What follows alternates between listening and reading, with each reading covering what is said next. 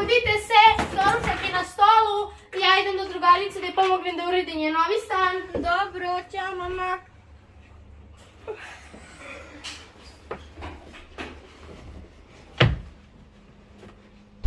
Ti mala, sredi sobu. Dolazi mi drugari.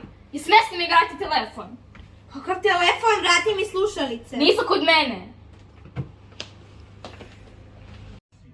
Milene, doručak. Evo. Stigo je neko pismo za nas. Pismo? Koje je zadnje pismo u 21. veku? Otvorit ćemo ga poslije doručka.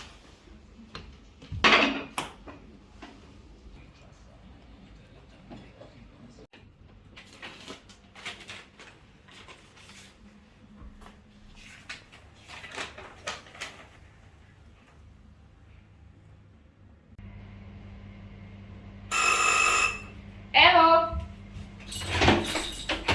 10 ljudi. Ćao, Milane. Ćao! Ćao, Ljoco. Ćao. Jeste li znali da nam neko šalje pismo u 21. veku?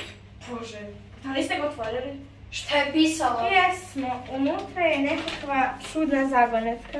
Kakva zagonetka pobogu. Ne znamo ni mi da. Hajde, pomoći ćemo vam da je rešite. Pročitaj nam je. Za razne namene služi.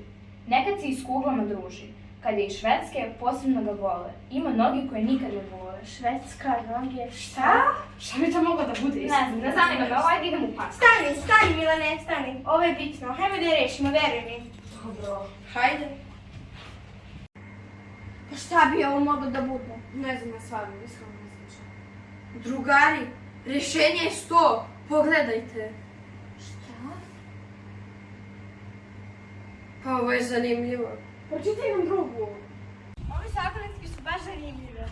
Iskreno. Ali ne znam dok će nas dovesti. Danima i danima su Milan, Vesna, Jovana i Marko rešavali zagonetke, a kada su stigli do poslednje, odvela ih je do novog početka.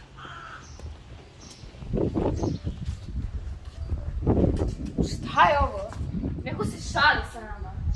Ova zagonetka je da se dovela do ove glupe zgrade. Ali pogledajte ulazna vrata. Na njima piše 5. sprat. Hajde da se popnemo do gore. Hajde.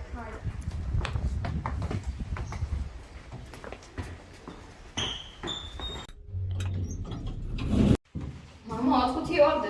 Čestitam, pa stigli ste do kraja rešavanja zagonetke i do jednog novog početka. Pa slobodno pogledajte.